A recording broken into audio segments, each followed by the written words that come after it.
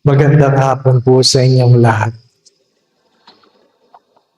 Tinatanong po ako kanina kung may naintindihan ako Kapampangan. Ang una kong sinabi, mga ano po, classmate ko po si Among Ching Puertes. Hindi naman ako tinuruan ng magkapampangan. Ano po? Puro po kalokohan yun. Ano po?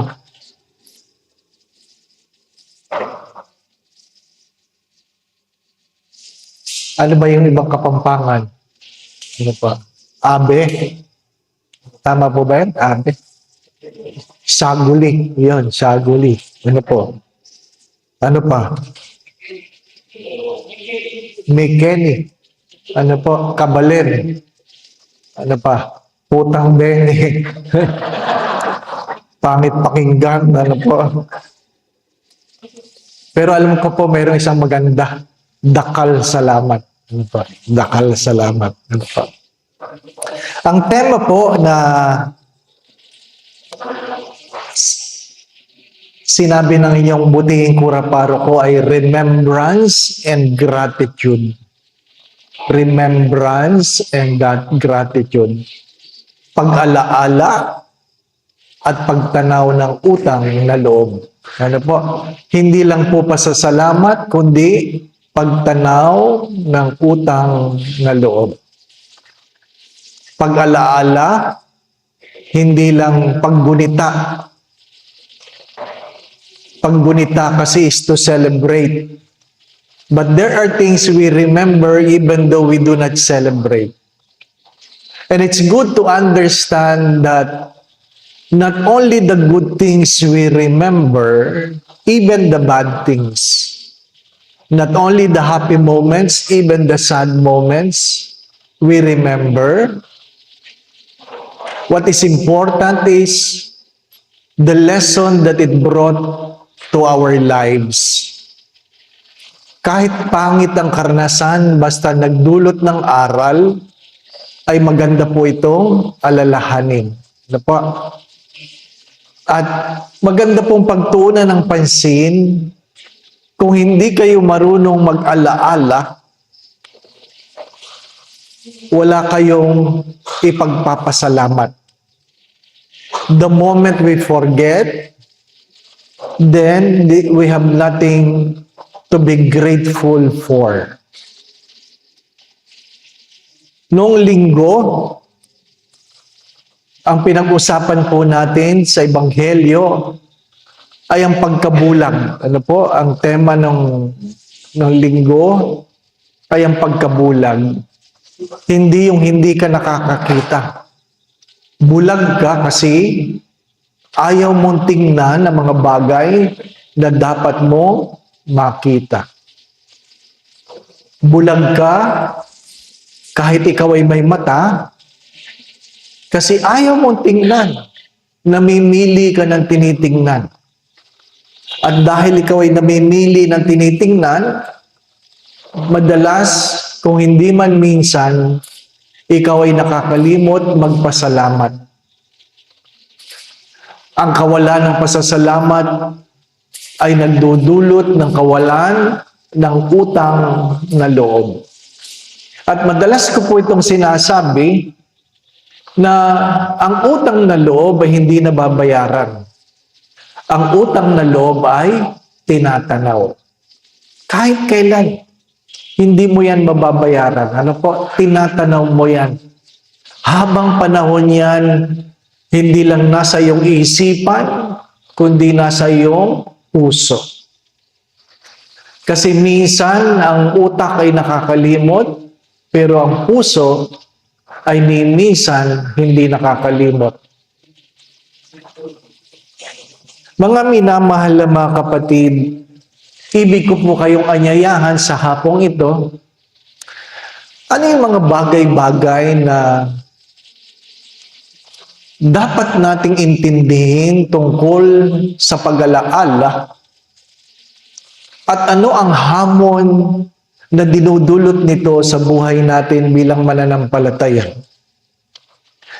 Unang-una po, ang pundasyon ng tunay na galak ng tunay na saya ay ang kakanyahang magpasalamat. Ang pundasyon, sa madalit sabi, kung kayo po ay hindi marunong magpasalamat, malungkot ang buhay ninyo.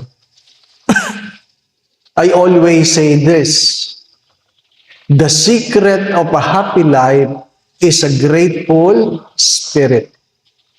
Ang sekreto ng masayang buhay ay ang mapagpasalamat na puso. Hindi lahat ng masayahin marunong magpasalamat. Pero lahat ng marunong magpasalamat, masayahin. Kaya kung kayo po ay miserable, hindi ibig sabihin wala kayo. Kung kayo ay miserable, hindi ibig sabihin kayo ay mahirap. Kung kayo ay miserable, hindi ibig sabihin kayo ay may sakit. Kadalasan tayo ay miserable dahil hindi tayo marunong magpasalamat. Hindi tayo marunong magpasalamat. At sabi nga, ano bang inaasahan mo sa isang mahirap kumpara sa isang mayaman? Anong aasahan mo? Anong aasahan mo sa isang may sakit kumpara sa isang malusog? Anong aasahan mo sa isang dugyot kumpara sa isang buhay mayaman? Anong aasahan mo sa isang pangit kumpara sa isang maganda? Di po ba, anak? Anong aasahan nyo? Ang sagot nyo ay wala. Di po ba, anak? Wala kang maasahan dyan. Mahirap lang yan. Wala kang maasahan dyan. May sakit yan. Wala kang maasahan dyan. Wala yang tinapos. Di po ba, anak? Kadalasan ang takbo ng isip natin sa mga taong wala kang maasahan. Pero, ang malaking pero ay, bakit itong mga ito na walang-wala, pag nakatanggap, grabe magpasalamat. Grabe magpasalamat. Bakit yung walang-wala, pag nakatanggap, grabe magpasalamat? Bakit yung may sakit pag pinagaling, grabe magpasalamat? Bakit yung mga nagugutom pag pinakain mo, grabe magpasalamat? Di po ba? At yun ang katotohanan na sabi nga, ibinumulat ang mga meron. Kung ito'y wala, marunong magpasalamat, bakit yung mga meron, hindi marunong magpasalamat? O nagrereklamo? Bakit yung mga may sakit na pinagaling, punong-puno ng pasasalamat, kumpara sa malulusog, na kaunting sakit lang, nagrereklamo sa Diyos? Ano po ang sagot? Kawalan ng utang na loob. Kawalan ng utang na loob. Because we feel we are so entitled. Eh ano ngayon, nag-aral ako eh. Nakatapos ako dyan eh. Ito ang tinapos ko eh. Pinaglalaban natin ang karapatan. Mga minamahal na mga kapatid, maganda po itong alalahanin na hindi tayo makakapasok sa langit dahil sa karapatan. Hindi tayo makakapasok sa pinto ng langit dahil sa karapatan. Kahit magbasa kayo sa Biblia, simula hanggang huli, hindi sinasabing makakapasok ka sa langit dahil karapatan. Tayo ay walang karapatan. At kung naintindihan mo na wala kang karapatan, ibig sabihin, ang iyong kaligtasan ay isang malaking biyaya. Malaking biyaya. Habang ako po ay tumatanda, binabalik-balikan ko po yung aking buhay, ang mga yugto ng aking buhay na noon aking tinatanong, bakit Bakit? Ano po? Bakit? Maraming bakit. Feeling mo aping-api ka. Bakit? No? Nawalan ka nito. Bakit? Hirap na hirap ka sa pag-aaral. Bakit? Maraming bakit. Ano po? Maraming bakit. Ngunit, yung mga bakit na yon at ang pagtatanong ng yon ay nagbukas ng kamulatan, nagbigay ng katuruan upang magkaroon ng bagong pananaw sa buhay. Sa buhay. Pag pinag-usapan po natin ang kahirapan, kadalasan ang sinasabi yung walang pera. Di po ba na? Sinong mahirap? Walang pera. Sinong mahirap? Walang makain. Sinong mahirap? Walang tinapos. Pag pinag-usapan ng mahirap, yung wala. Wala. Nung ako po ay na-stroke, alam po ng marami sa inyo na ako'y na-stroke, ano po, na sa araw na yon, malusog na malusog ka. Nagmisa ka ng umaga, alas 7, nagkasal ka ng alas 3, nag-drive ng alas 5, alas 5:15, stroke. Completely paralyzed. Completely paralyzed. Ano po? Meron lang akong pandinig at pwede akong magsalita, pero wala. Hindi ko pwedeng imulat ang aking mata kasi naduduling ako. Wala na lahat. Wala nang pakiramdam simula leeg hanggang paa. Kaya nakiusap ako sa aking kasama na sabihin yung security guard ng Mercury Drug na buhatin ako, ilipat ako mula sa harapan ng sasakyan hanggang likod. Ano po?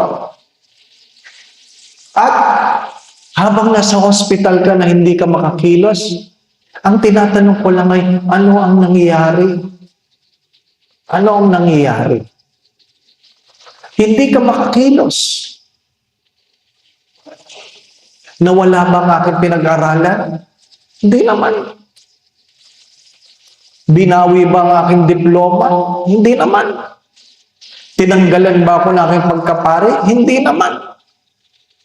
Nawala ba ang aking wallet? Hindi naman. Nandun lahat. Kaya lang, paralisado. Pwede kang meron lahat, pero kung ikaw ay may sakit, talo mo pa ang mahirap. Kinukwento ko sa kanila, paralyzed kang ganyan. Ang pwede mo lang gawin, magreklamo. Pero kung hindi sila kikilos sa paligid mo, wala kang magagawa. Magsisigaw ka man, pwede ka nilang hindi pansinin. Nilalangaw yung mukha mo ganyan, nilalangaw. Ano po? Hindi mo mabugaw yung langaw. Kasi hindi mo may galaw ang iyong kamay. Hinihipan mo lang.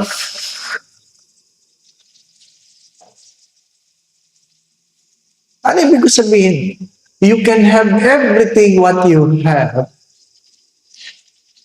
And do not wait for the moment for God to take away what you are boasting to make you realize you are nothing. You are nothing. Mahalaga sa simula, alam natin na tayo ay walang-wala. At kung ano man ang meron tayo, ay dahil yan sa biyaya ng Diyos. Pinag-uusapan namin kaninang umaga, pagdating ng Biyernes Santo, wala namang misa ng Biyernes Santo, hindi po ba, no? Meron lang liturgy of the word, may veneration of the cross, mayroong communion, wala nang final blessing. Di po ba? At anong kauna-unahang ginagawa ng pari pagpasok sa simbahan? Dadapa siya dyan sa harapan, di po ba na? Dadapa ang pari. Si Bishop Sok, sabi niya, kung dadapa kayo, huwag niyong wawalisan. Huwag daw wawalisan. Ano po? Kung dadapa ka dyan, huwag mong pawawalisan. Kasi ibang pari, pinalalagyan pa ng carpet eh. Hindi po ba? No? Hindi ko alam dito sa Pampanga. Pero sabi, pag dumapa ka dyan, huwag mong pawawalisan. Ano ibig sabihin nun? Ang pagdapa ng pari sa harapan ng altar ay pag-alaala na sa napakabuting mukha ng Diyos, nginudgod mo sa lupa dahil sa iyong kasalanan. Wala namang ginawa sa iyo ng masama ang Diyos. Pero, nung ang Diyos ay nagbabata, nginudgod mo ang mukha ng Diyos sa lupa. Kaya nga sabi, kung napansin niyo, pag Biyernes Santo, ang pari ay hindi humahalik sa altar table. Hindi humahalik sa altar table. Hindi ko alam kung napapansin niyo yan. Ano po? Simula sa pagkakadapa, tuloy agad sa opening prayer. Bakit? Bakit hindi hinahalikan ng altar table? Sapagkat pinamumukha sa pari na hindi lahat ng paghalik ay maganda. Dahil ang paghalik ni Judas ay pagkanulo sa kanya. Di po ba? Yun lang naman bagong kasal, ang halikan. Yung mga sabik na sabik, pagkatapos ng kasal, pag sinabi, oh, itaas na po ang belo, naku, excited! Pati yung mga tao, diba? O pwede mo nang halikan na yung asawa. O, talaga naman. Pero pag wedding anniversary, buwan-buwan, aming binibless yung mga nag-anibersaryo na kailang mga kasal. Ano po? O halikan niyo na po asawa niyo. Alam niyo kung saan humahalik? Walang humahalik sa labi. Parang diring-diri. Ano nangyari? Hindi po ba na? Mananabi ako. Total, pinag-uusapan naman natin, mananabi ako. Yung mga misis dito, kung alam mo ang iyong mister, may hinahalik kang iba. Hello? Kung ang iyong mister, alam mong may hinahalik kang iba, magpapahalik ka pa ba? O, kita nyo na? Di ba? Simple lang. Ang hindi paghalik ng pari sa altar table ay isang paggunita sa isang nakakahiyang pagkakataon na ang sarili mong alagad, hinalikan ka, hindi dala ng pagmamahal, kundi pagkakanulo. Bakit ka nagkanulo? Wala kang utang na loob. Wala kang utang na loob dahil wala kang ipinagpapasalamat. Wala kang pinagpapasalamat dahil wala kang natandaan na sa dinami-dami ng milagrong nakita mo, wala kang natandaan. At yan ang problema natin. Kaya hindi natin magunita ng maayos sa mga mahal na araw ay dahil malilimutin tayo. Wala tayong natatandaan. Maliban sa sama ng loob. Di po ba? No? Kaya nga sinasabi ko rin ito, may mga pagkakamali na pwedeng limutin. May mga pagkakamali na pwedeng patawarin, pero hindi pwedeng limutin. There are things that can be forgiven, but cannot be forgotten. Bakit pagpangit, hindi nakakalimutan? Di po ba? Bakit pagpangit ng karanasan, hindi nakakalimutan? Pero pag maganda, ang daling limutin. Bakit ang mga anak walang utang na loob sa mga magulang? Sorry ha. May mga anak na walang utang na loob sa magulang. Na pag humihingi ang magulang, para bagang napakabigat sa anak magbigay. Magbibigay pero susumbatan ka pa. Anak, pahingi naman pambili ng gamot. Ano sasabihin na anak? Hindi nyo kasi inaayos ang buhay nyo. Kaya kayo may sakit. Di ba? Kaya maraming magulang, kahit may nararamdaman, hindi na nagre-reklamo. Kasi parang mas masakit yung salita kaysa doon sa perang iniabot. Di po ba? Malilimutin ang mga anak. Malilimutin. Napakadaling magsabi sa magulang, Ma, paulit-ulit ka naman eh. Di po ba? Sinasabihan mo ngayong matandang magulang, huwag kayong paulit-ulit, ang kulit niyo. Na nakalimutan niya nung siya'y maliit, paulit-ulit din siya. Na nung siya'y bata, makulit din siya. Hindi po ba? Pag matanda, hirap na hirap kang akayin, ayusin mo. Dahil nakalimutan mo nung ikaw ay maliit, hirap na hirap din ang magulang mong akayin ka. Malilimutin, di po ba, no?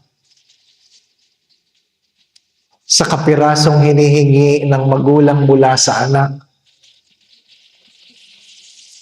hirap na hirap dumukot ang anak. Na nakalimutan ng anak na nung siya'y pinag-aaral, nagtipid ba ang magulang? Nagsabi ba ang magulang na hirap na hirap? Ang sagot ay, hindi. Mahalaga na tayo ay hindi nakakalimot.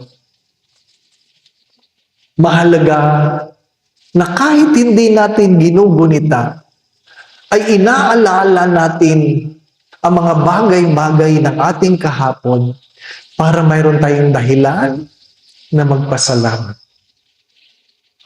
Huwag niyong antayin na hindi na kayo makakilos bago ipagpasalamat ang inyong kalusugan. Huwag niyong antayin na puro gamot na lang ang inyong kinakain bago ipagpasalamat na ngayon ay meron pa kayong panlasa.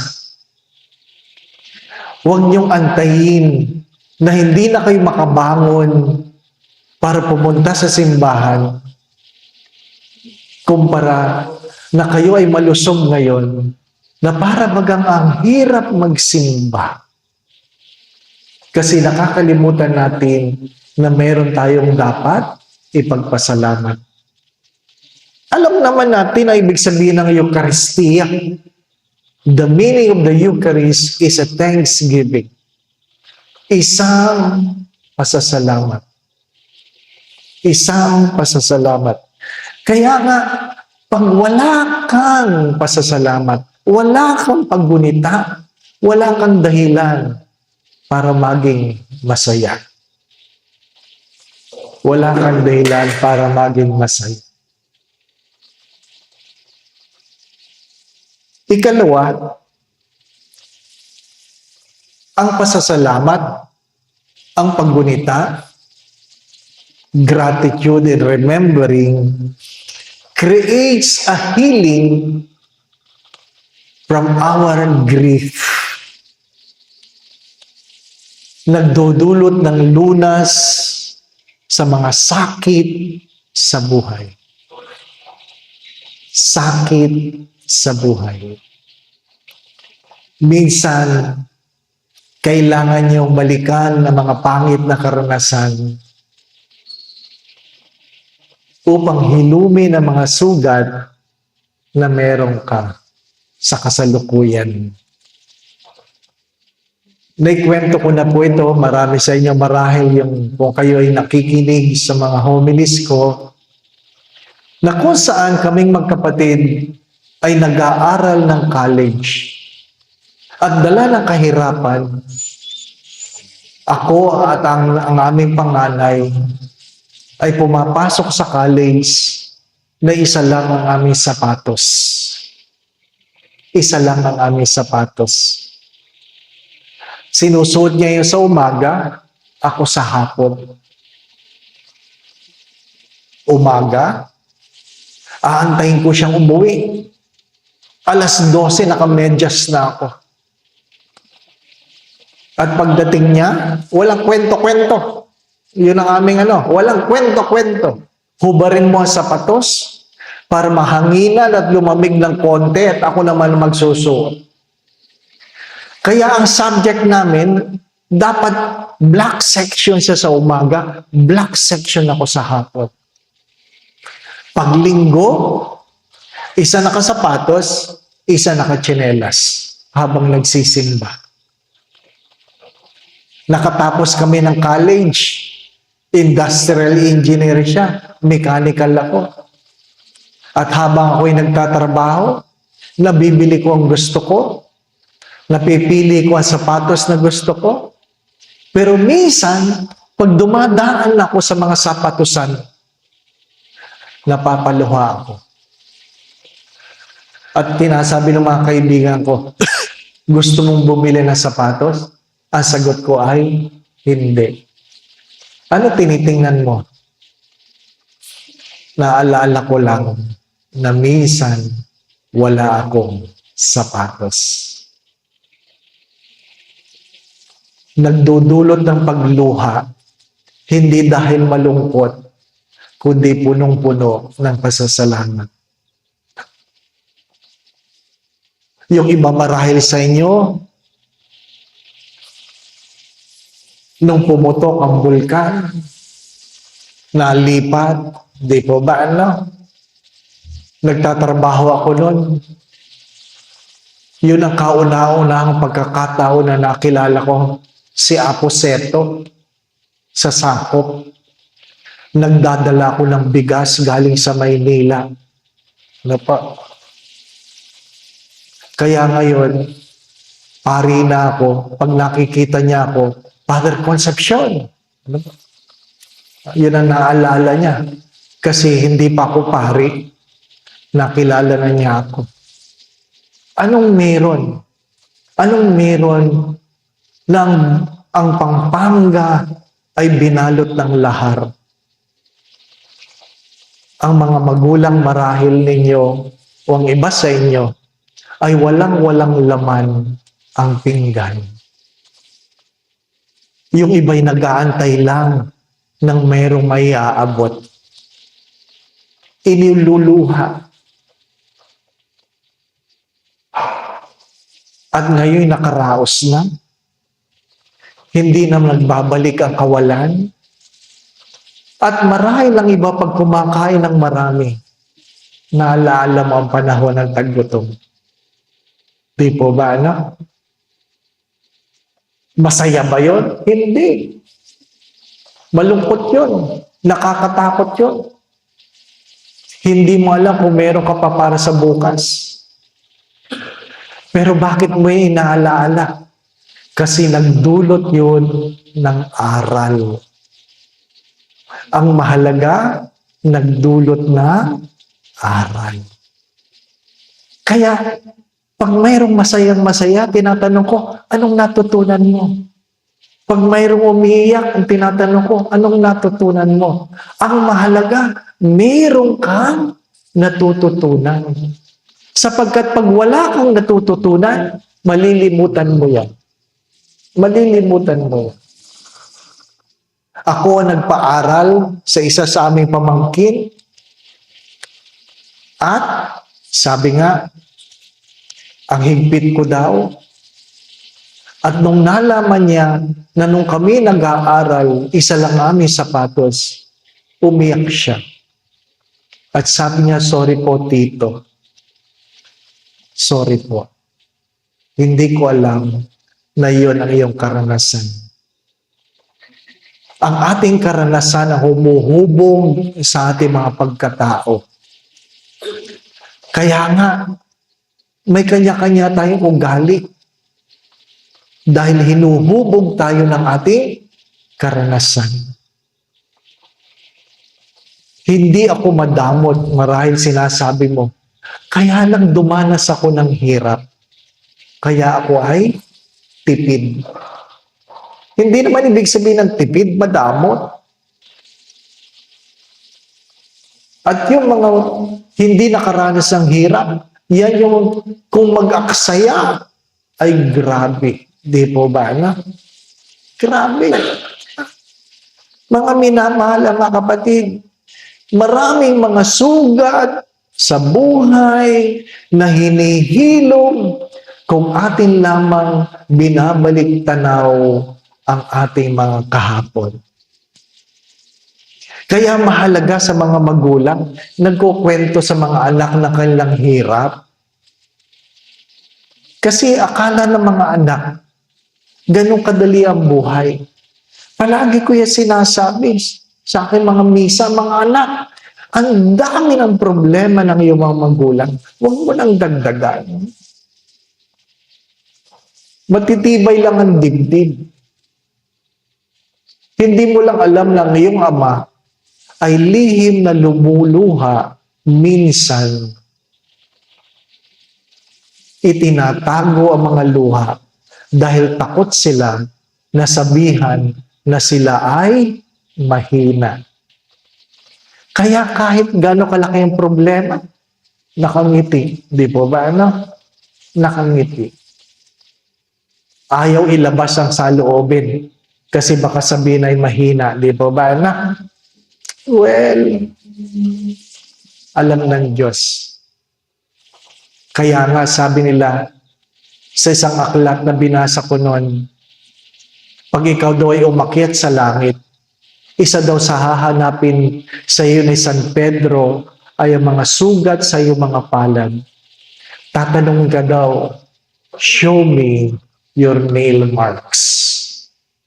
Show me your nail marks. Ipakita mo sa akin ang mga sugat ng iyong palad.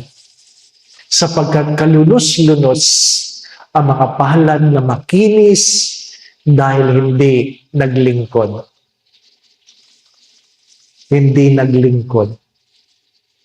Kaya nga, parang pag-wedding anniversary, pinapahawakan ko ulit sa lalaki yung palad ng kanilang misis. At sasabihin ko, naalala mo ba nung unang hawakan mo yan, ang kinis, ang lambot. Ngayon, ang kapal na. Di po ba? Ha? Bakit? Nagtrabaho eh. Di ba? Naglaba. Naglinis ng bahay. Yan ang kanyang napala nang ikaw ay kanyang pinakasalan. Di po ba? Totoo naman, di po ba? Ang mas malungkot na kwento, mas makinis ang palad ni Mister kumpara kay Mrs. Yun ang nakakatakot, di po ba? Ganon talaga.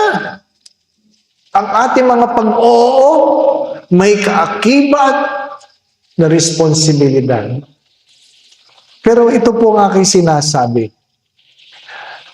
Kahit gaano kapangit ang karanasan, pag iyon ang natatawanan, you're able to laugh at it, it means you're already healed from it. Ano mang kapangit ng karanasan, pag inyo nang natatawanan, ibig sabihin, naghilom na ang sugat. Di po ba na? Pero pag inaalala niyo at lumuluha pa kayo, ay, nakakulong pa kayo sa pangit na karanasan. Nakakulong pa kayo sa pangit na karanasan. Ayaw mo, huwag na nga natin pag-usapan yan. Di ba na? Bakit? Nasasaktan ka pa eh. Nasasaktan ka pa. Hindi. Pag-usapan mo para mahilom. Sapagkat kahit anong sugat, pag gumaling, talagang merong peklat. Di po ba, anak? Ano mang sugat, pag gumaling, may peklat. Noong ako ay nasaksak dahil na-hold up ako noong 1982. Ano pa? 1981. Nasaksak ako. Pag kinakapa ko yung peklat, hindi ko makalimutan. Alam ko, saksak yan. Pero, hindi lang ako naiwan doon sa ako'y na-hold up. Pinapaalala sa akin kung gaano kabuti ang Diyos sa mga panahon na ako'y hindi nagsisimba. Kailan mo naiintindihan ang pagmamahal kapag hindi ka karapat-dapat? Kailan mo naiintindihan ang pagmamahal kapag alam mong hindi ka karapat-dapat? Pero pag alam mong ikaw ay mabuti at ikaw ay minamahal, ano sagot mo? Dapat lang. Di ba ba, anak? Ano sagot natin? Dapat lang. Uy, love na love ka ng mister mo. Dapat lang. Di ba, anak? Kasi mabuti ka eh. Di ba?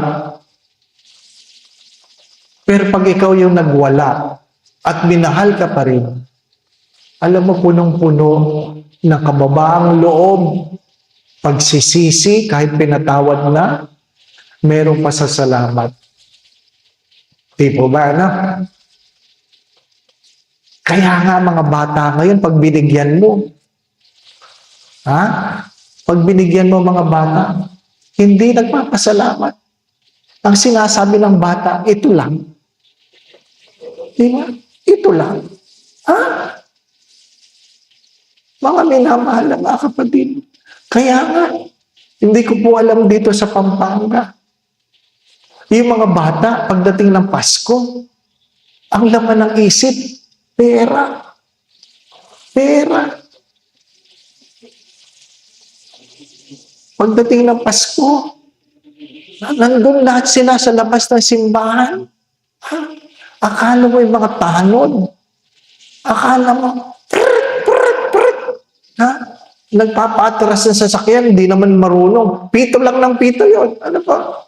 Para lang masabi na sila may ginagawa. Ano pa? Kaingay. Sinasabi ko, tumigil nga ka dyan. Hindi naman kayo marunong mag-ano. At pagdating ng araw ng Pasko, nakita ko yung mga bata sa tabi ng simbahan, nagbibilang ng pera. Sabi ko sa kanila, kumusta? Sabi ng isang bata, mahina, Father, mahina. Ang Pasko ay hindi na tungkol kay Kristo, tungkol na sa negosyo.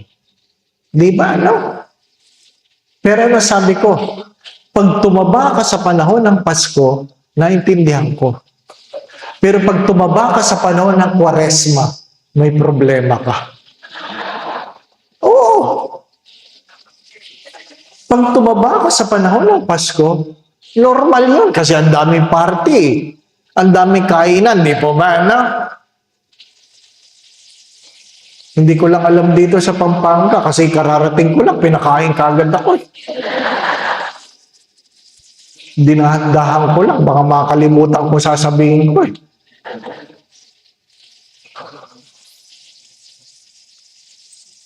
Nasaan tayo? At dahil alam natin na tayo ay pinagpala, hindi lang tayo naiiwan sa salamat po. Nagdadala ito sa atin sa isang pagkilos. Actionable gratitude. Actionable gratitude. Ang tunay na pasasalamat ay hindi lang yung ikaw ay nagsasabi ng thank you, gumagawa ka ng paraan para ipakita ang iyong pasasalamat. Ano po sabi ng butihing obispo, si Bishop Bacani, sa wikang Tagalog? Dinefine niya ang grace. Sabi niya, ang biyaya ay isang regalo na kung saan pag merong hiningi sa iyo ang Diyos, hindi ka makatanggi. Grace is a gift where the giver, when the giver asks you for something, you can no longer refuse. Bakit? Punong-puno ka ng utang na loob.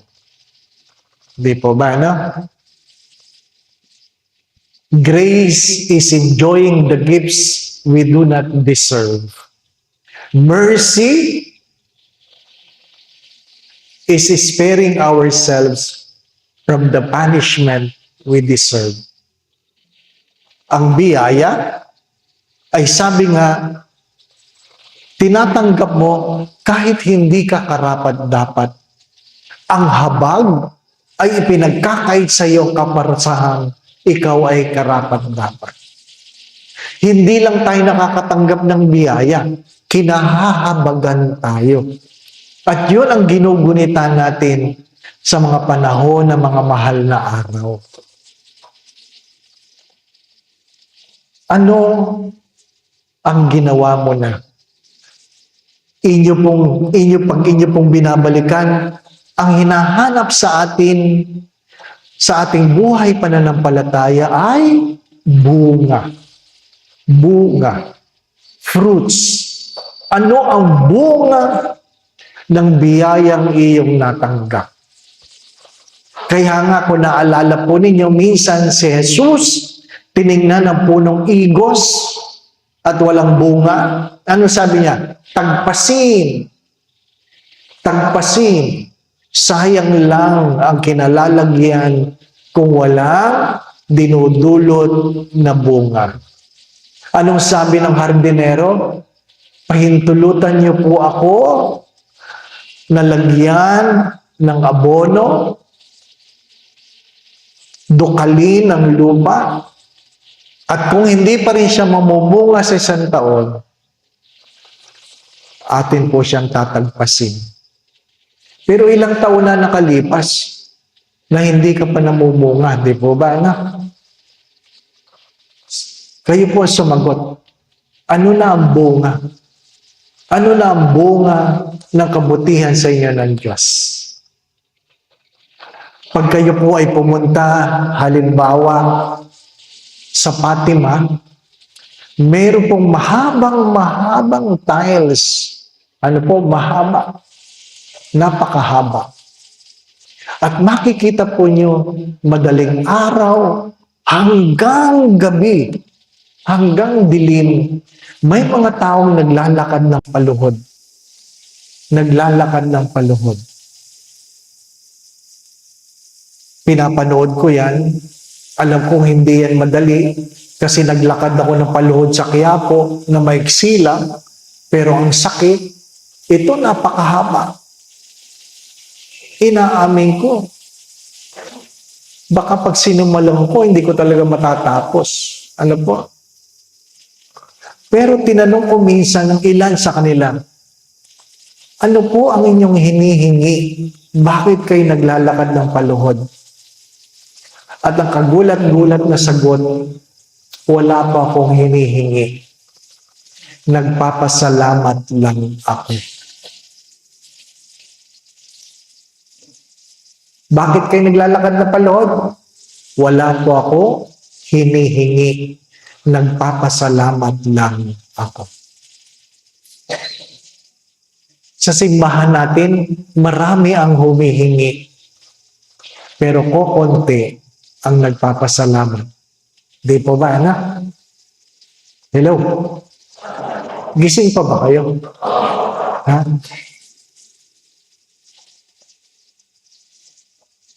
Yan ang katotohanan.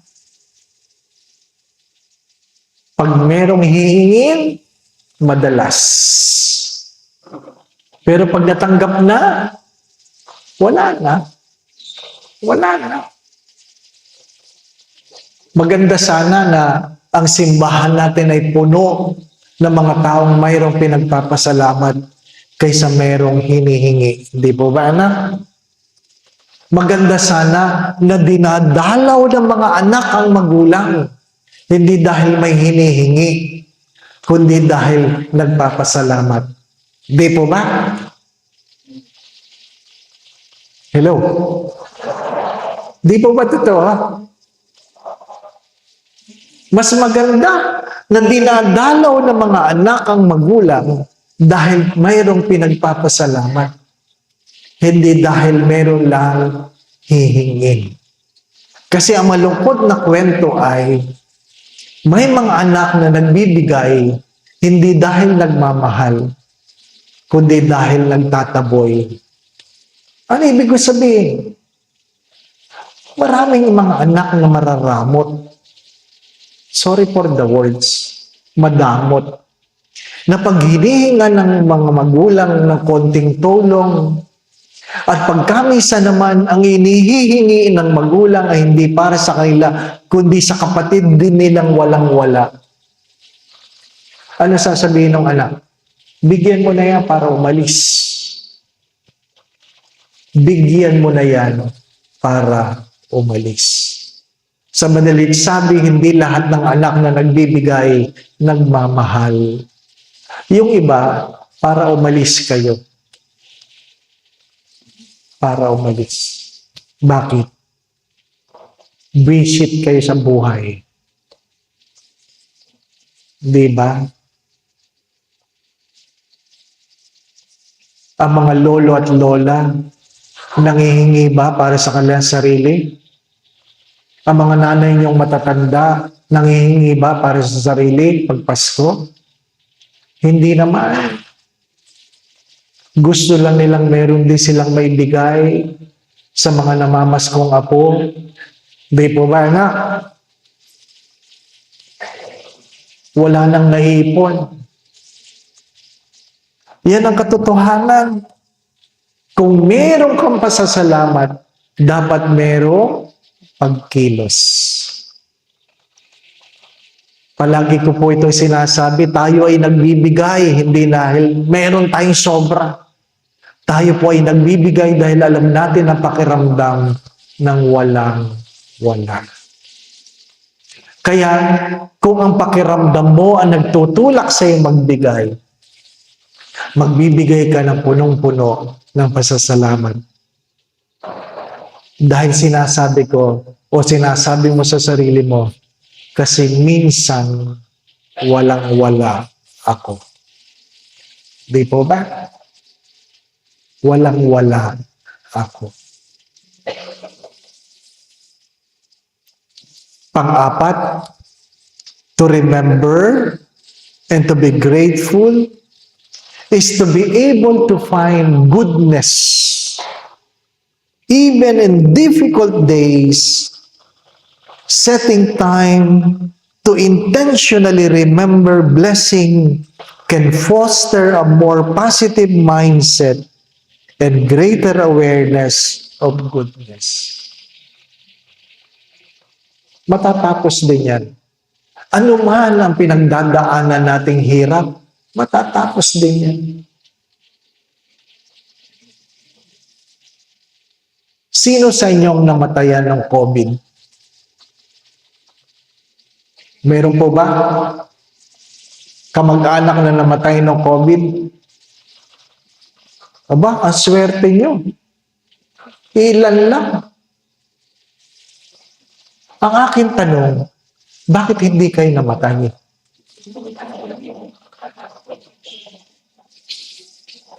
Tinanong niyo ba yon? Hello? Magandang tanong yon. Bakit hindi kayo namatay ng COVID? Tumigil kayo. Yung sagot na, may gagawin pa kami. Bakit? Yung mga namatay, wala nang gagawin? Di po ba, ano? Seriously, bakit hindi kayo namatay ng COVID? Huwag niyo sasabihin sa akin, mas mabuti kayo. Di po ba? Ang pangalawang tanong ay, nagdulot ba ito ng pasasalamat? Nagdulot ba ito ng pasasalamat? Ang aming kapatid, ang aming nanay, nagka-COVID, ano po? Siyempre, kinabahan kami. Hindi namin alam na pagpapasok sa ospital, lalabas pa ba yan ng tao? O baka abo na, di ba ba? Ano? Hindi naman binawian ng buhay. Kaya lang, dahil sa COVID, nanghina, nagkaroon ng demensya. At least buhay. Di po ba? At least buhay. Pero yung iba, wala na. Yung iba nga, amad ina ang wala. Di po ba? Si Among Rick, magulang. Di ba? Ang meron ka na lang ay picture.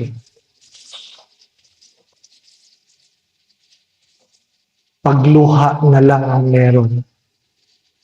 Pero hindi yun ang dahilan para siya'y tumigil sa paglilingkod. Ang dami niyong dapat ipagpasalamat. Kaya ang dami niyong dapat gawin. Yan ang problema. Umatag kayo na recollection ngayon. Nalaman niyo na ang dami niyo palang dapat gawin. Kasi ang dami niyong dapat ipagpasalamat. Di po ba, anak?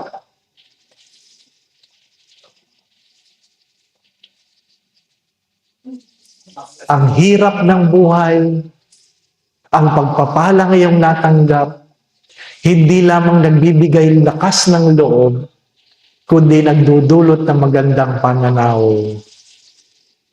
A different perspective. A different attitude. Diba?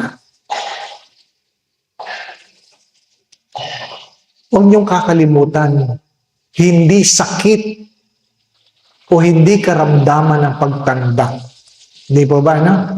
Feeling ng iba, pag sila'y masakit ng tuhod, masakit ng bewak, mabagal na dahil sila'y matanda, feeling nila may sakit sila.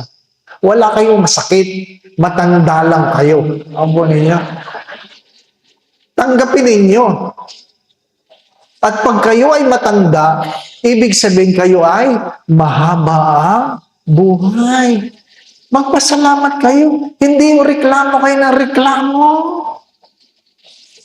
Meron akong parokyano, reklamo ng reklamo. Ang tanda na daw niya, masakit na Father, mabagal na ako, mahina na ang tenga ko, malabo na ang mata ko, ang dami ko ng gamot. Kaya ako late sa misa. Ay, hindi naman dahilan yun. Porke matanda kayo, late kayo sa misa. Tanghali lang talaga kayong nagising, hindi po ba? Ano?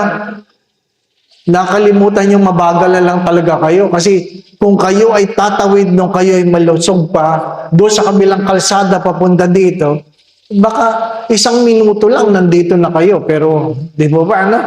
Pero kung kayo 85 na, abay, baka 15 minutos, 30 minutos ba kayo bago makarating dito sa harapan. Di ba ba, ano?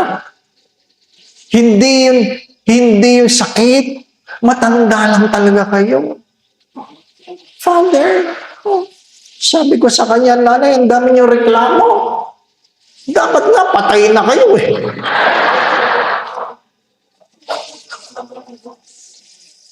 Pagkamisan, ang dami natin reklamo dahil hindi natin nakikita ang biyaya sa mga nakalipas na panahon. Di po ba, na? Nakakalimutan natin eh. Nakakalimutan natin. Kanina, ang daming nagpapapicture. Hindi ko maintindihan kung bakit. Hindi po ba? Papicture na papicture. Bakit ba? Hindi po ba? Ano? Ha? Gusto ko itanong, nagpapapicture ba kayo sa kura paroko ninyo? Oh. Pag matanda na ang pari, hindi nyo na pinapansin. Di ba? Kasi pag bata, amoy pari pa eh. Pag matanda na, paring may amoy na. Di ba ba? Iniiwanan na. Ano sabi ng isang matandang monsignor sa akin? Sabi niya, alam mo, Dave, nung bata ako, ganyan din ako. Alin po yun? Yung ganyan, ang dami nag-iimbita, ang dami nagpapakain, ang dami nagbibigay. Ay ngayon po, wala na. Kinalimutan na nila ako. Sabi ko, ganyan din ako pagtanda mo, Senyor. Ganyan din. Diyan din ako pupunta. Di ba ba? Ano? Napakadaling iwanan ng matandang pari. Doon sa isang misa, isang pari nakatulog sa misa dahil diabetic. Oh, hindi naman patay. Naghihilik pa eh. Pero pag kayo na hypo, ang hirap niya talagang gisingin. Di po ba? Hindi na siya pinagbibigay ng komunyon, baka matisod. Pinaupo na lang siya habang nangungumunyon. O, nakatulog. Nag-hypo, ginigising, hindi magising. Nung nagising siya, wala na mga tao. Nag-aalisa na yung mga tao. Kaya nung makita ko siya sa aming meeting, sabi ko, Monsi, may balita ako sa inyo. Ano yun? Iniwan ka daw ng mga tao sa misa. Sabi niya, oo, ang sama ng mga yan, ang sama. Bakit, Monsi? Bakit pag nagmimisa ako, habang ako'y nagmimisa, nakikita ko silang natutulog, iniiwanan ko ba sila?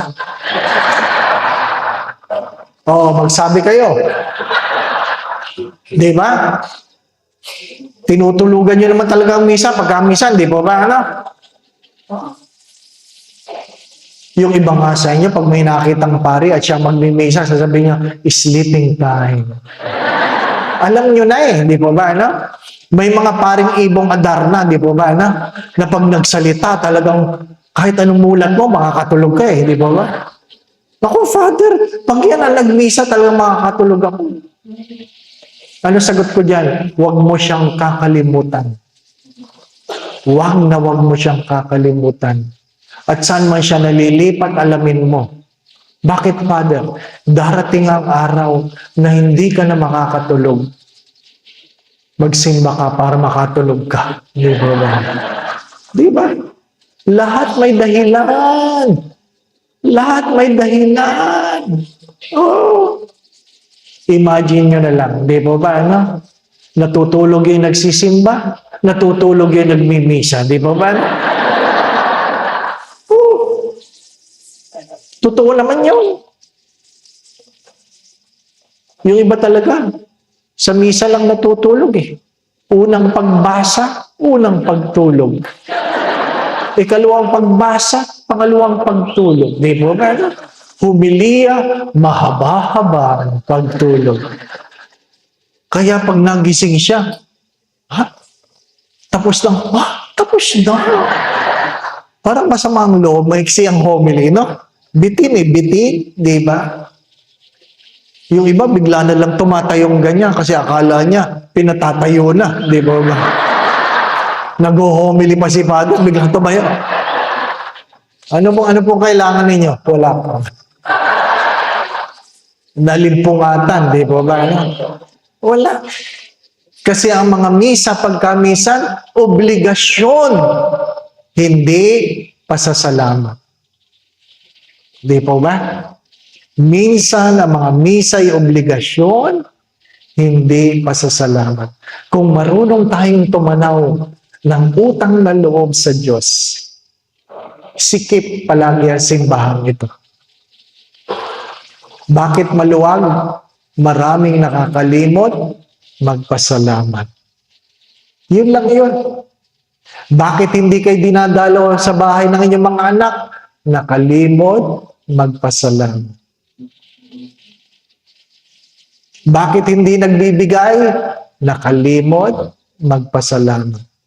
Bakit hindi tumutulong? Nakalimot, magpasalamat. Di ba ba? Ganun lang yun. Mga minamahal na mga kapatid, when we are so entitled, we find it difficult to look for reasons to be grateful. To be grateful. And number 5, to remember and to be grateful is to be able to make sacrifices in honor of the person. Bakit ka nagtitiis? Bakit ka nagsasakripisyo? Kasi minsan, yun na lang ang pwede mong gawin para ipakita ang iyong pasasalamat. Wala po ako maibigay, maglilingkod na lang ako. Wala po ako maibigay, tutulong na lang ako. Merong isang lalaki noon sa Quezon City, sa isang parokya na aking pinaglilingkuran, na nag-isip na magbikti sa hindi inaasahang pagkakataon. Umupo siya sa isang misa ko at sa biyaya ng Diyos, binago ang kanyang pananaw.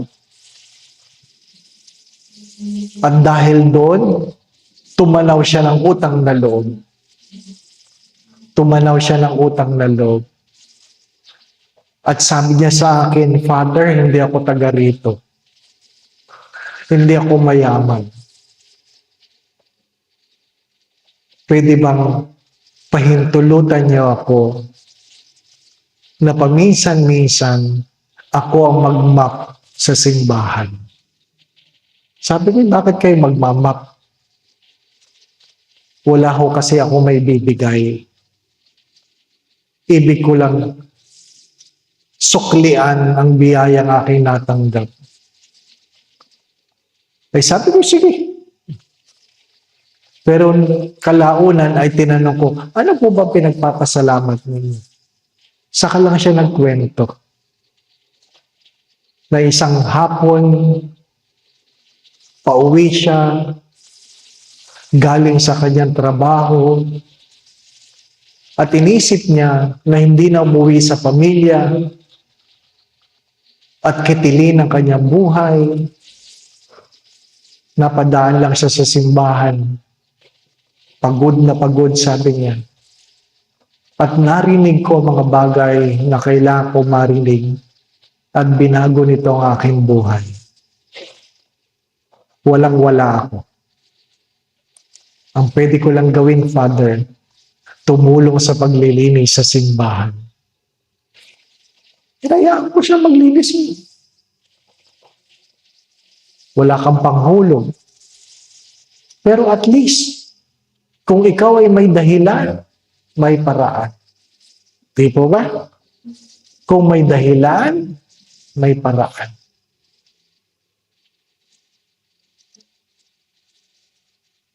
Kung ang anak ay may dahilan, gagawa at gagawa ng paraan yan na dumalaw, magbigay, tumulong, magmahal. Mga minamahal na mga kapatid, pagtitiis ba yun? Ang sagot doon ay pagtanaw ng utang na loob. Sabi ko nga, pwede kang magbigay na walang pagmamahal, pero kahit kailan hindi ka pwede magmahal nang hindi ka marunong magbigay. Pwede kang magtiis ng walang pagmamahal, pero kahit kailan hindi ka pwede kang magmahal na hindi ka marunong magtiis. Pwede kang maglingkod ng walang pagmamahal, pero kahit kailan hindi ka pwede magmahal na hindi ka marunong maglingkod. Pwede kang magpatawad ng walang pagmamahal, pero kung ikaw ay mayroong pagmamahal, marunong kang magpatawad. Kaya mayroong nagsisimba na walang pagmamahal. Pero doon sa mga nagmamahal, hindi nila nakakaligtaang magsimba. May mga naglilingkod sa simbahan na walang pagmamahal. Pero doon sa mga nalaman nilang sila'y minahal ng Diyos, sinusuklian nila ng pagmamahal ng Diyos sa pamagitan ng kanilang paglilingkod. ang paggunita ng mahal na araw ay hindi ulitin ang paghihirap ng Diyos. Ang paggunita ng mahal na araw ay ang pagtanaw ng utang na loob. Isang pasasalamat sapagkat ating inaalaala ang kanyang kabutihan. To remember, maging bahagi ako ng mga makasalanan na minahal bago pa ako nagbago. Hanggang kailan? Habang may buhay. Hindi po ba? No? Habang may buhay. At sabi nga,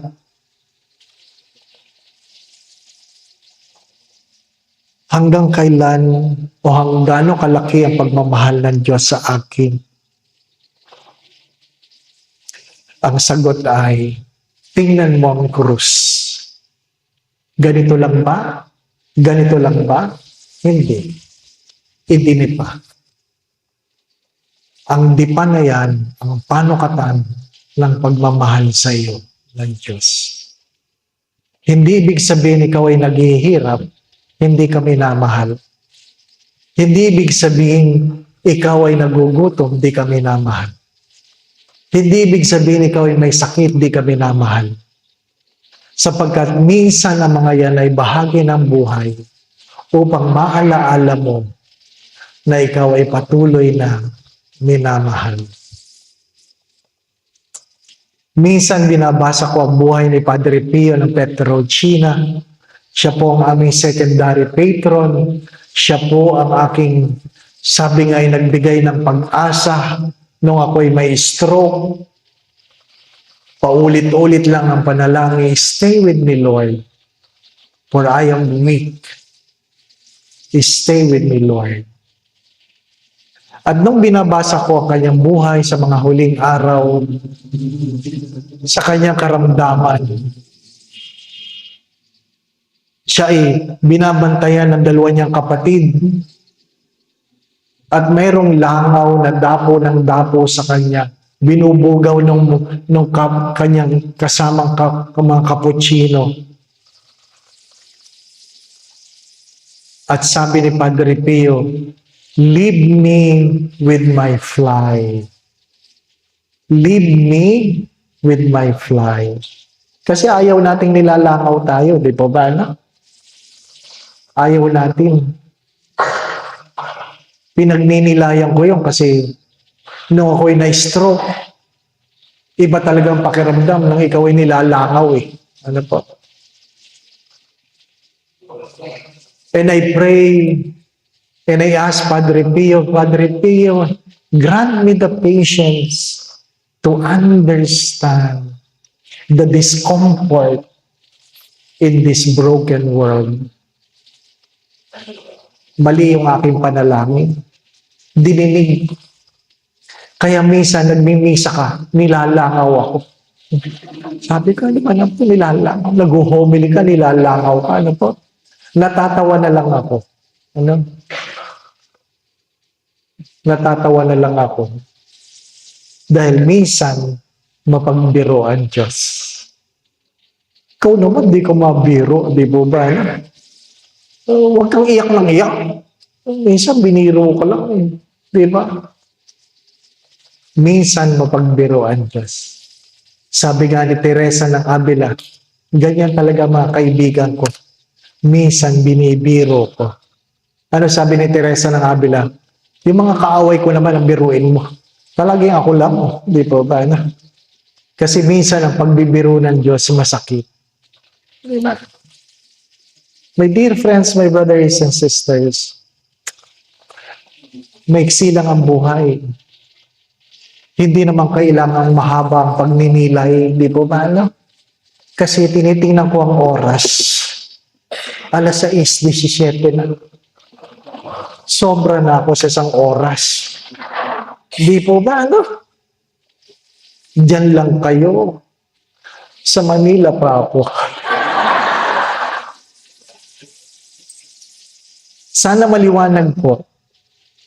kung bakit mahalaga na tayo ay nag-ala-ala, inaala-ala natin. We try to remember. Because without remembering, there is no gratitude. Sometimes we celebrate. It is not always.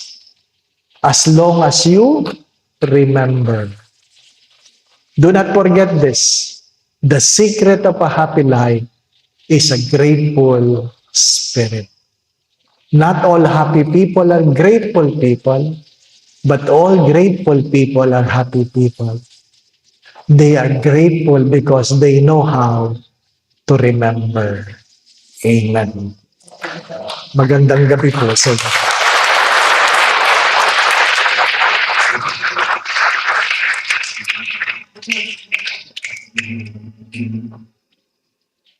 The Lord be with you. And with your spirit. A reading from the Holy Gospel according to Matthew. Glory to you, O Lord.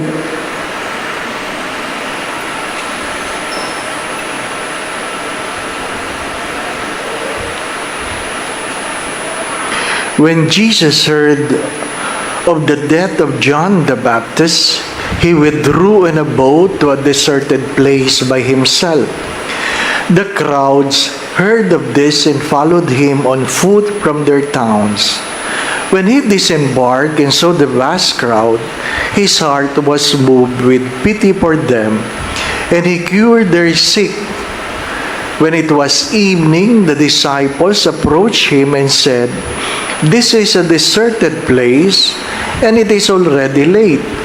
Dismiss the crowd so that they can go to the villages and buy food for themselves."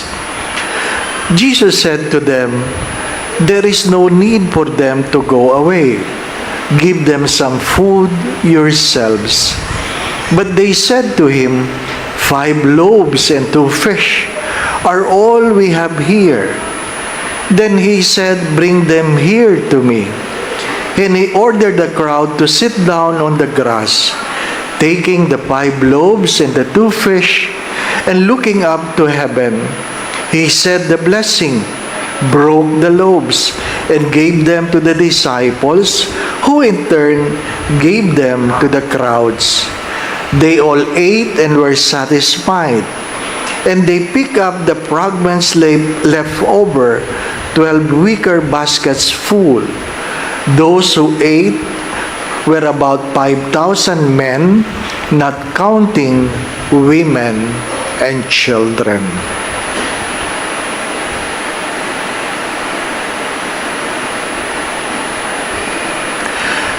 Brothers and sisters, the Gospel of the Lord. Praise to you, Lord Jesus Christ.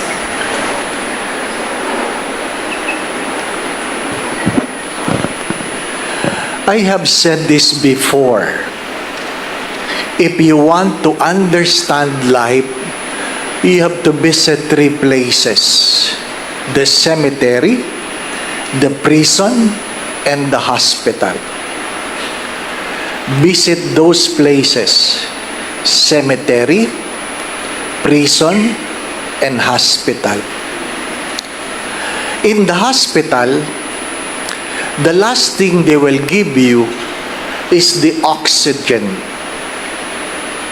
The last thing before you will die, it's the oxygen. The moment it will be taken away from you, it means you are already dead. Before the last thing, before the oxygen, well, if you can eat, then they will allow you to eat. But if not, they will sustain you with IVs to keep nutrition in your body. So, sabi nila, pag kumakain pa ang pasyente, may pag-asa pa. Pero pag hindi na kumakain, malapit na yan. Malapit na yan. Mahalaga yun. Mahalaga yun. Kasi kung napansin ninyo, pag pinagdadasal natin ang Ama namin, Ano lang ang pinagdadasal natin? Give us this day our daily bread. God knows what is important. Give us this day our daily bread. Hindi doon sinasabing, give us our bag. Give us our shoes. Di po ba, na? What is important is bread. To survive is to be able to eat. To be able to eat. That's why the first reading says, why spend money not on bread? Why spend your wages on things that do not satisfy? Why? Bakit yun ang pinagkakabalahan mo?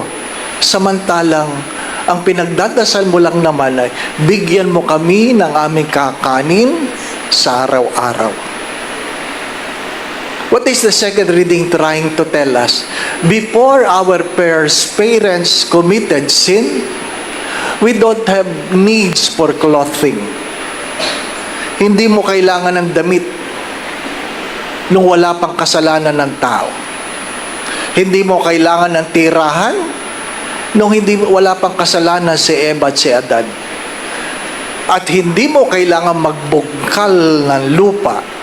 You don't need to work to live. Ang meron lamang ay pagkain.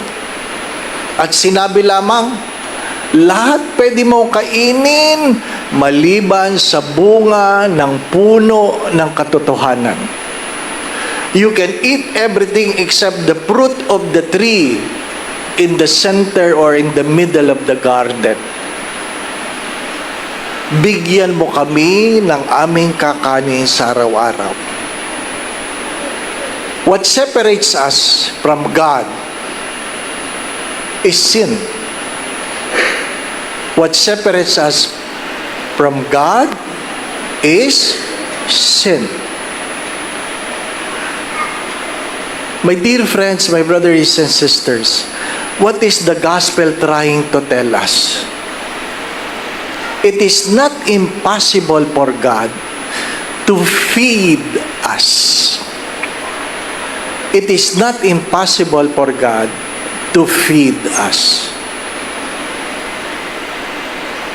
Even the miracles of San Antonio de Padua, kaya nga merong pagpiesta ni San Antonio, nag-aalay ng mga tinapay, ginugunita ang milagro kung saan pinapakain ng Diyos ang mga walang-wala sa pamagitan ng panalangin ni San Antonio de Padua.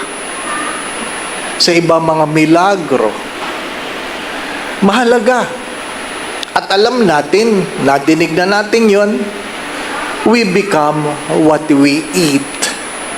We become what we eat. Ang ating mga karamdaman, kadalasan, dahilan sa ating mga kinakain. Alam niyo yun. Di po ba, anak? Hello?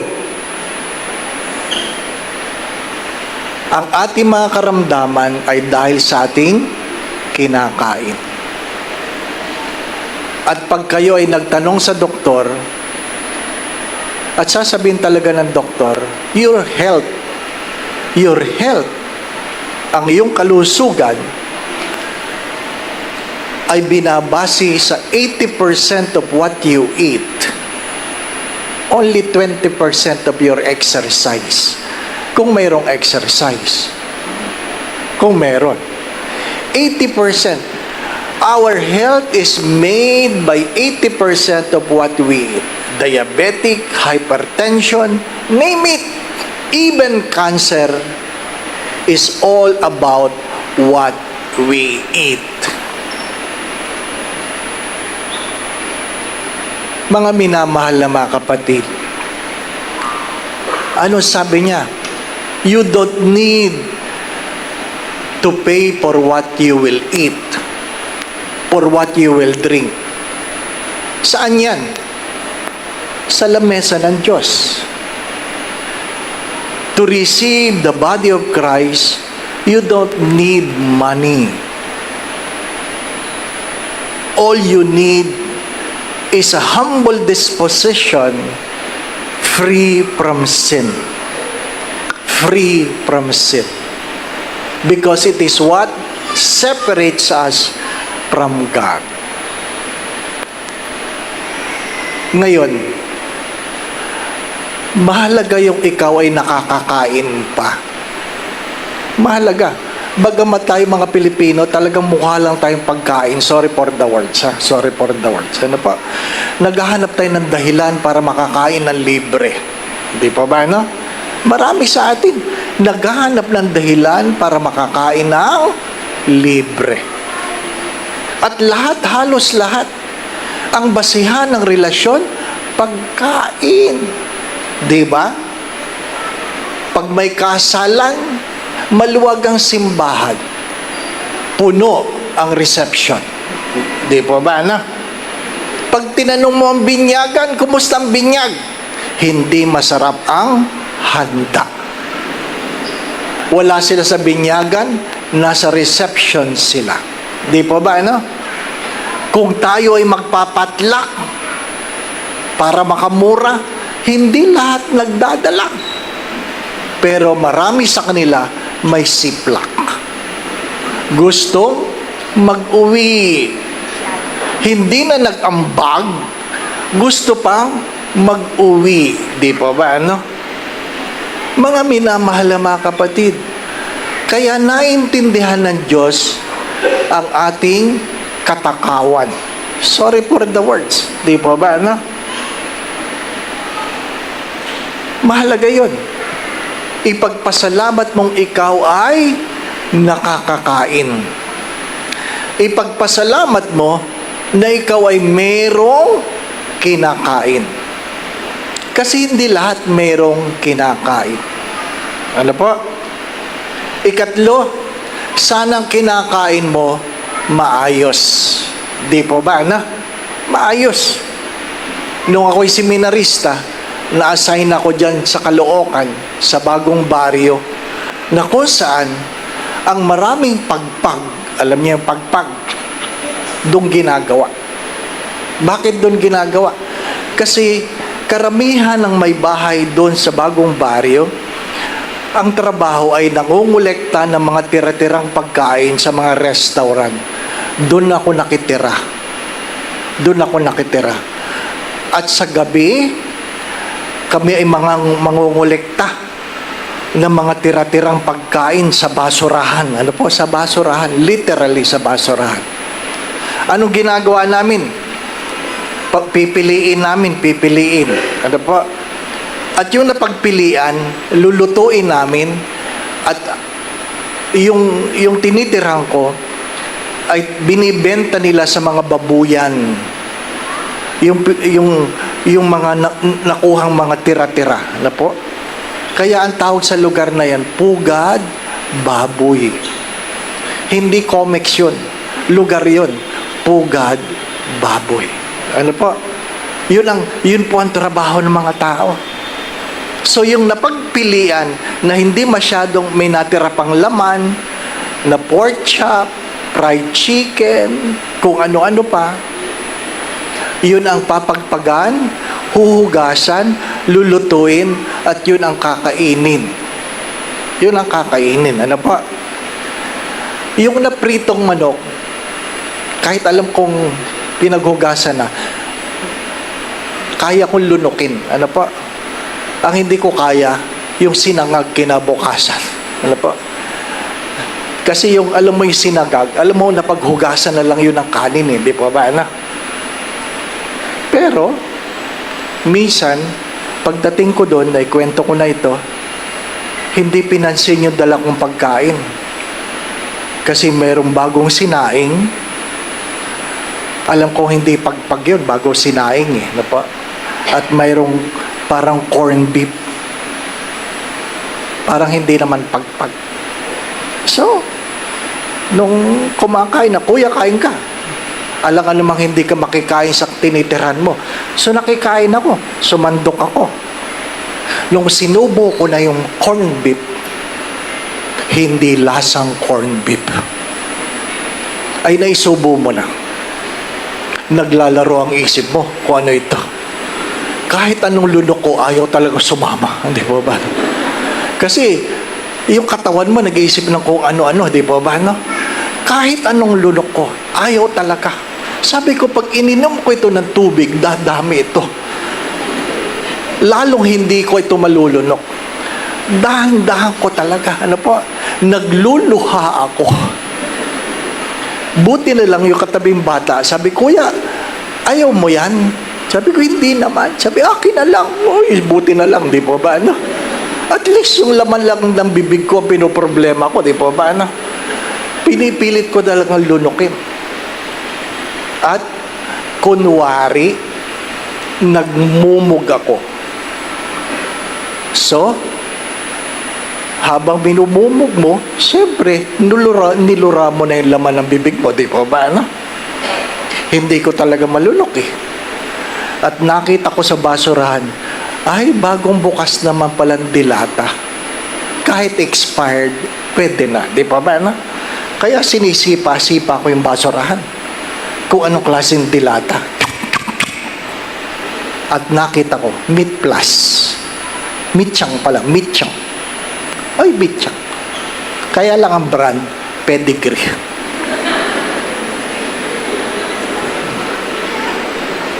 At least nakakain na ako. Ano ba na? Kaya mabait ako sa aso. Ano? Pedigree. Ano pa? Kaya pinuntahan ko may-ari ng animal house. Ed, nakakain ako. Sabi niya, okay lang, tinitikman namin yan. Ikaw tinitikman mo. Ako kinain ko. Ano ibig sabihin? Nakakakain ka. Meron kang pagkain. Ang kinakain mo maayos. Sapagkat may mga taong ang kinakain ay hindi maayos. Pinagpapasalamat mo ba?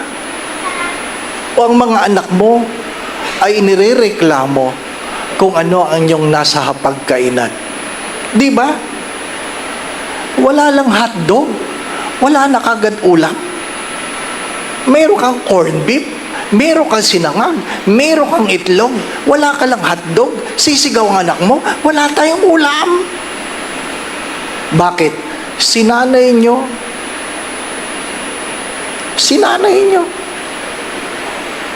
Na pag wala, labas, Jollibee, McDonald's. Di po ba, no? Kulang sa pasasalamat. Kaya tayo naghihirap. Mga minamahal na mga kapatid, nakakakain, may pagkain, maayos ang pagkain, nalalasahan. Pero ang aking tanong ay, ang mas mahalaga, meron kang kasalo. Meron kang kasalo. Sapagkat darating ang araw, wala ka ng kasalo. Inaway mo lahat eh. Inaway mo ang anak mo, inaway mo ang kapatid mo, pati katulong mo, inaway mo. Wala kang kasalo. Bakit mahalaga ang pagkain sa pagkainan? Sapagkat ang ating mga relasyon ay nabubuo sa ating pagsasalo-salo. Mga minamahal na mga kapatid, that's why every day we are invited to pray before meals. Kahit yun lang ang alam mong panalangin, sapat na. Bless us, O Lord, in these thy gifts, which we are about to receive from your bounty through Christ our Lord. Because everything begins in the table.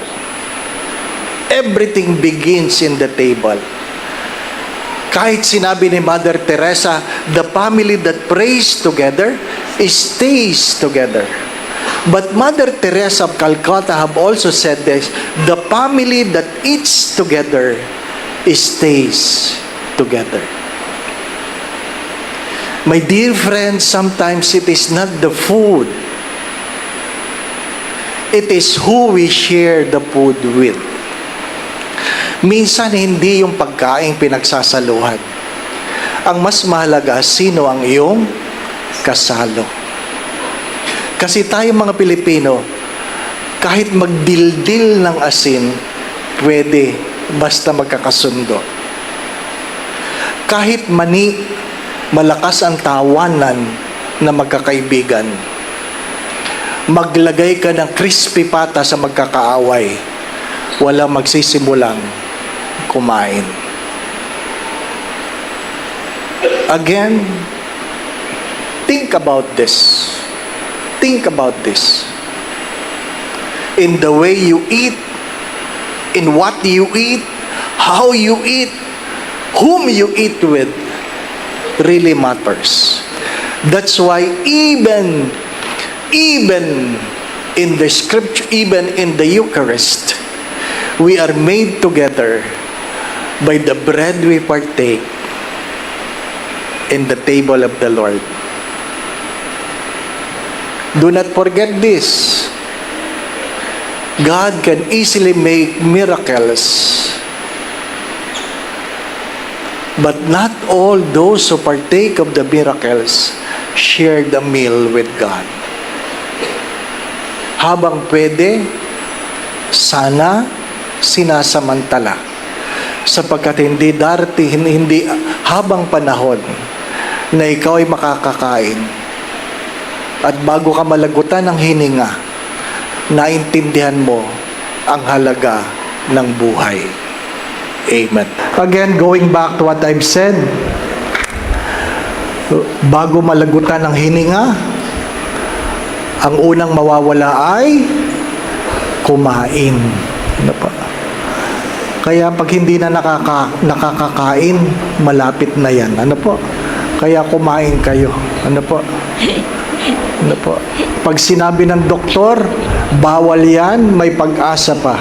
Pag sinabi ng doktor, pwede pong kainin lahat. Malapit na yan. Ano po? Malapit na. Again, my dear friends, my brothers and sisters, I assure you, you will never miss the food. Hello? I assure you, you will never miss the food. Hindi nyo mamimiss ang pagkain. Ang mamimiss nyo ay ang inyong mga kasalo. Think about it. Hindi nyo mamimiss ang pagkain. Ang mamimiss nyo, ang inyong mga kasalo. Kaya pahalagahan ang pagsasalo-salo. Why spend on things that will never satisfies? Think of it. It is a wisdom from on high. Kaya nga mga magulang, turuan ang mga anak magdasal bago kumain. The Lord be with you. And with your And spirit. may Almighty God bless you and your family. In the name of the Father, and of the Son, and of the